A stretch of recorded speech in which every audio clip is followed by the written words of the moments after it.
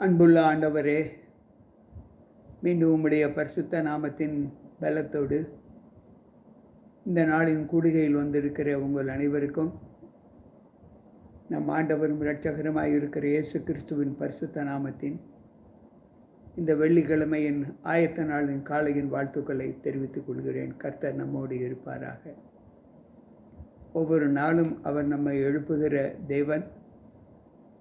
இந்த நாளிலும் அவருடைய வார்த்தைகளை கேட்பதற்கு நம்முடைய செவிகளை திறக்கும்படி தேவ சமூகத்தில் வந்திருக்கிற நம் அனைவரையும் தேவன் தேற்றுவாராக. இன்றைக்கு சத்திய வார்த்தையிலிருந்து நாம் தியானிக்கக்கூடிய வேத பகுதி என்ன என்றால் 149வது சங்கீதத்திலே அங்கு ஞானி தாவீது ராஜா சொல்லுகிற வார்த்தை என்ன என்றால் 149வது சங்கீதம் 4வது வசனம், கர்த்தர் தம்முடைய ஜனத்தின் மேல் பிரியம் வைக்கிறார். கர்த்தருக்குள் இருக்கிற பிள்ளைகளை, நம்மை சார்ந்து ஜீவிக்கிற பிள்ளைகளை அவர் சாந்த குணமுள்ளவர்களை இரட்சிப்பினால் அவர் அலங்கரிப்பார். யாரெல்லாம் தேவ சமூகத்தில் சாந்த குணத்தோடு இருக்கிறார்களோ அவர்கள் மீது ஆண்டவர் பிரியம் வைக்கிறேன் என்று சொல்லுகிறார். அன்பு பிள்ளைகளே, 143வது சங்கீதம் அங்கு 10வது வசனத்தை வாசிப்போம் என்றால், ஆண்டவர் தமக்கு பிரியமான சம்பவங்களை அவர் சொல்லுகிறார். உமக்கு பிரியமானவர் உமக்கு பிரியமானதை செய்ய எனக்கு போதித்தருளும். நீரே என் தேவன். உம்முடைய நல்ல ஆவி என்னை செவ்வையான வழியிலே நடத்துவாராக. ஆண்டவர் சொல்லுகிறார், உமக்கு பிரியமானதை செய்ய எனக்கு போதியும், என்னை வழி நடத்தும். அன்பு பிள்ளைகளே, மனுஷீகத்தில் இன்றைக்கு நாம் வாழ்கிற வாழ்க்கை எப்படிப்பட்டதாய் காணப்படுகிறது என்பதை நாம் எல்லோருமே நன்கு அறிவோம். ஆனாலும் ஆண்டவருக்கு பிரியமானது என்ன என்பதை நாம் எப்படி அறிய முடியும்? சங்கீதக்காரர் பாடுகிறார், 40வது சங்கீதம் 8வது வசனத்தில், என் தேவனே, உமக்கு பிரியமானது செய்ய விரும்புகிறேன்.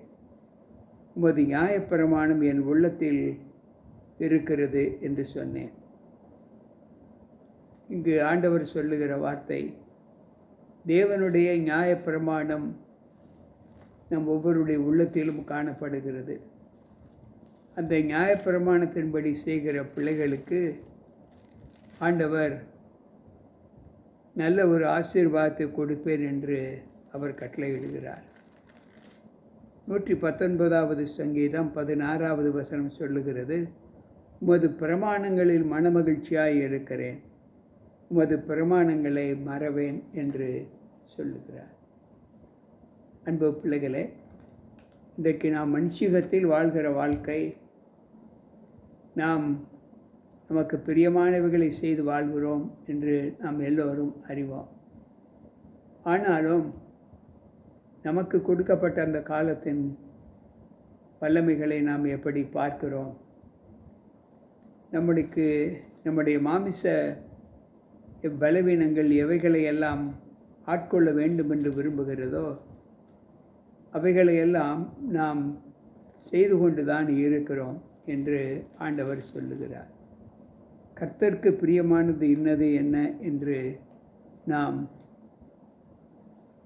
அறிந்து கொள்ள வேண்டும். நீதிமொழிகளின் புஸ்தகம் 21வது அதிகாரம் 3வது வசனம் சொல்லுகிறது, பலியிடுவதை பார்க்கிலும் நீதியும் நியாயமும் செய்வதே கர்த்தருக்கு பிரியம் என்று சொல்லுகிறார். பலியிடுவதை பார்க்கிறோம். தான தர்மங்கள் செய்வதை பார்க்கிறோம்.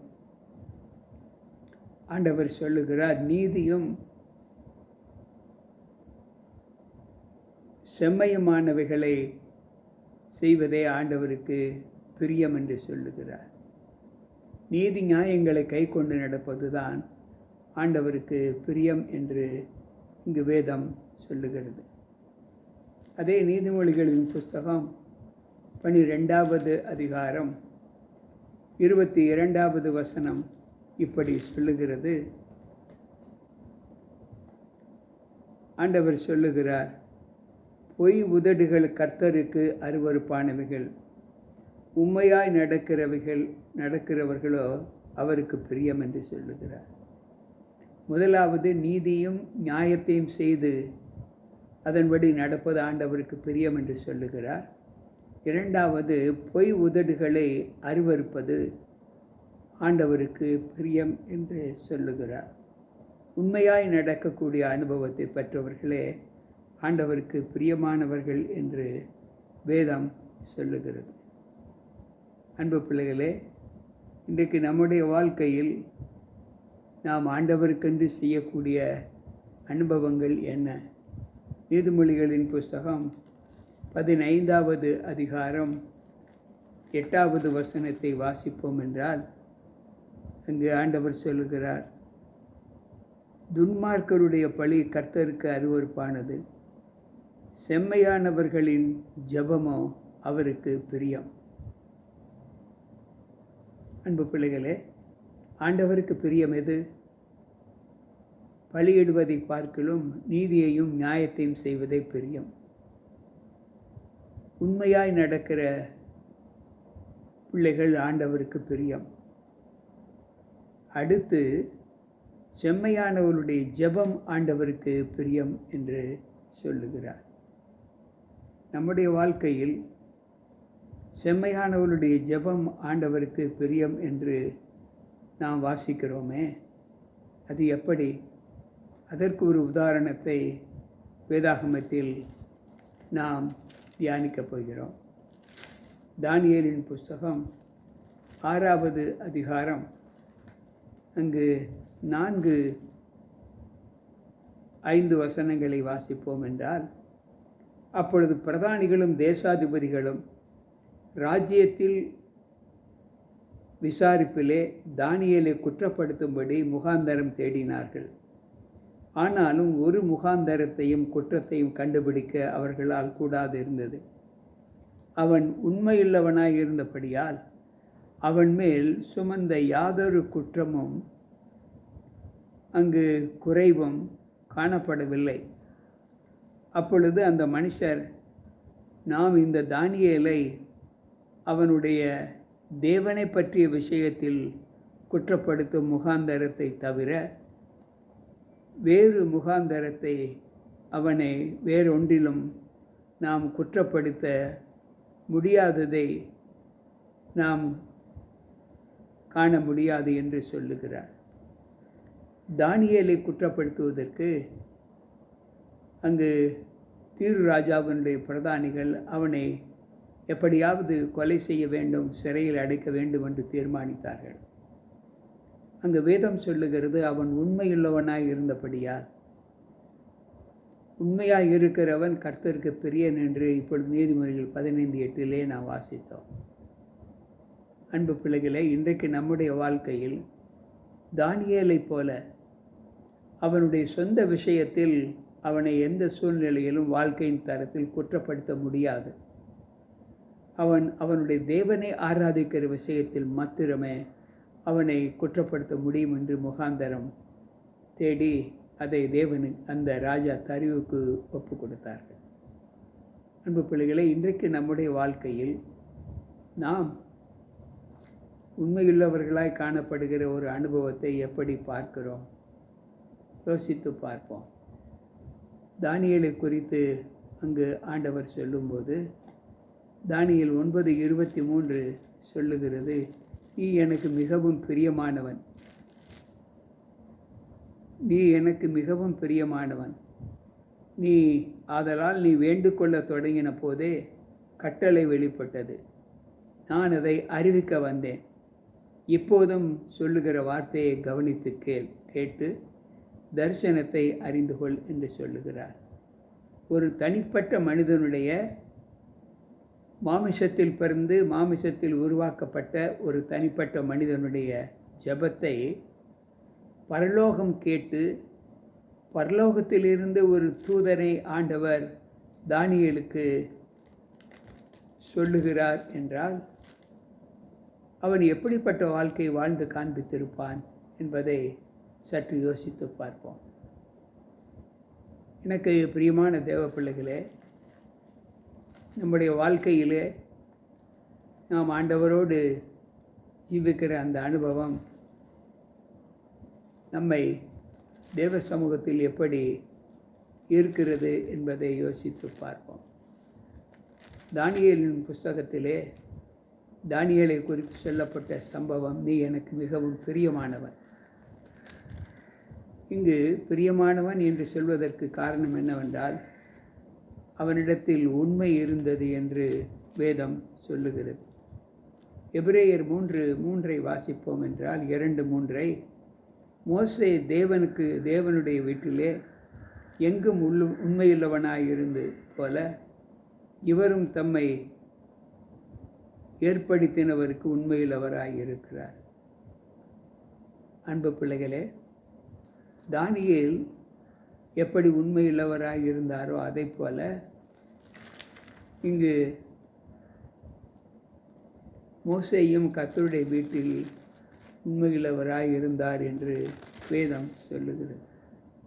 கொலேசியரின் புஸ்தகம் 3வது அதிகாரம் அங்கு நாம் வாசிக்கும் தருணத்திலே அங்கு ஆண்டவர் சொல்லுகிற வார்த்தை என்ன என்றால், தேவ சமூகத்தில் அங்கு பவுல் சொல்லுகிற வார்த்தை, பிள்ளைகளே, உங்களை பெற்றாருக்கு எல்லா காரியத்திலேயும் கீழ்ப்படியுங்கள், இது கர்த்தருக்கு பிரியம் என்று சொல்லுகிறார். அன்பு பிள்ளைகளே, இன்றைக்கு கர்த்தருக்கு பிரியமானது என்ன என்று நாம் கற்றிருக்கிறோம். நீதியின் நியாயத்தின் கை கொண்டு நடக்க வேண்டும், உண்மையாய் இருக்க வேண்டும்,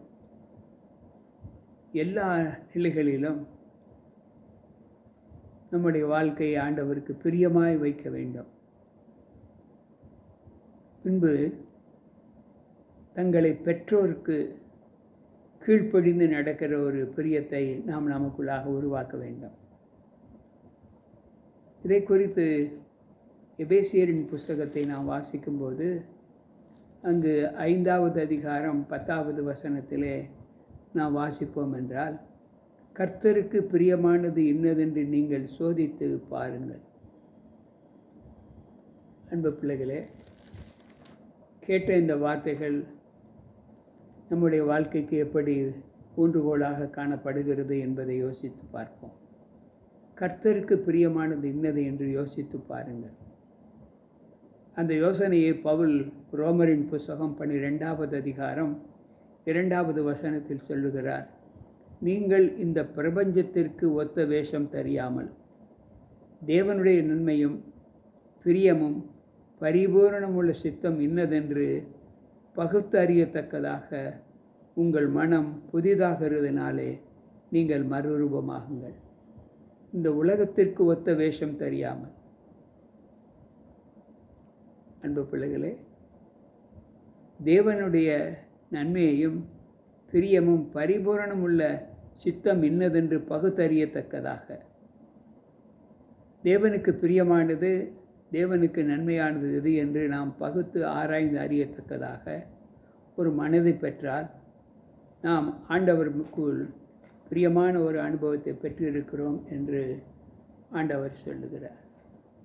கேட்டுக்கொண்டிருக்கிற அன்பான தேவ பிள்ளைகளே, நம்முடைய வாழ்க்கையில் நாம் இந்த காலை பொழுதில் இன்றைக்கு கற்றுக்கொண்ட இந்த சத்தியம் நம்மை தேவ சமூகத்தில் ஆண்டவருக்கு பிரியமானது என்ன என்று அறிந்து சோதித்து பார்த்து அதன்படி நடப்பதற்கான பலத்தை தேவன் நமக்கு கட்டளையிட வேண்டும் என்று தேவ சமூகத்தில் நாம் ஜெபிப்போம். மகா உன்னதங்களில் வீற்றிருந்த மனுமக்களை கண்ணோக்கி பார்க்கிற அன்புள்ள ஆண்டவரே, இந்த காலையில் உம்முடைய சமூகம் எங்களை காத்து பலப்படுத்தினதற்காய் ஸ்தோத்திரம்.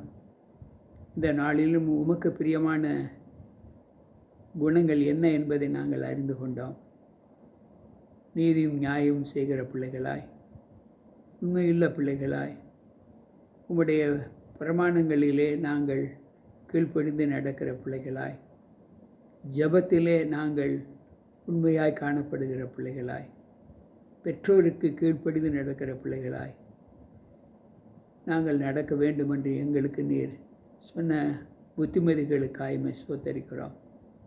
கேட்டுக்கொண்டிருக்கிற நாங்கள் அனைவரும் அந்த புத்திகளை ஏற்று நடந்து உமக்கு பிரியமானவைகளை செய்ய எனக்கு போதித்தருளும் என்று தாவீது சொன்னது போல உமக்கு பிரியமானதை செய்ய எங்களை உங்களுடைய கரத்தில் ஒப்புக் கொடுக்கிறோம். கேட்ட வார்த்தையின்படி நாங்கள் நடக்க எங்கள் ஒவ்வொருவரையும் பலப்படுத்தும். மீட்பர் இயேசு கிறிஸ்துவின் நாமத்தில் ஜெபிக்கிறேன் நல்ல பிதாவே, ஆமென். அன்பு பிள்ளைகளே, மீண்டும் கர்த்தருடைய வார்த்தைகளை கேட்பதற்கு ஆண்டவர் நாளைய தினத்தில் நம்மை அழைப்பார்.